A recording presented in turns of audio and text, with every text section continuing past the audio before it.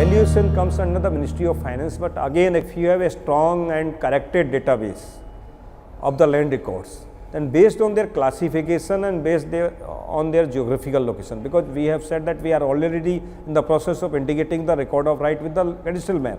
So once you have a geographical location, means in terms of long land, and you have a classification of land, then valuation can easily be done. That's not a very difficult process.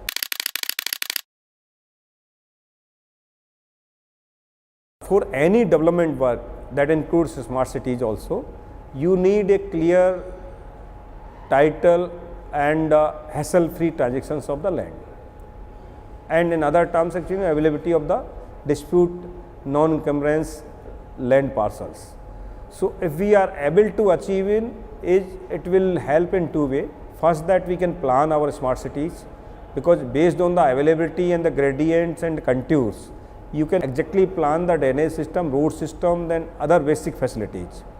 Second, actually it will tell you that which are the portions for a model planning, which are the portions will be used for the infrastructure, which are portions will be suitable for the residential purpose, and which are the portion of that particular land parcels will be used for the service sectors like school building, hospitals, infrastructures.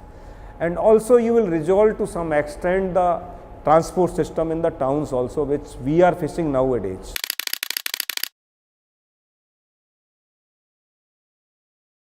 The mandate of our department is that to provide the information related to the land parcels.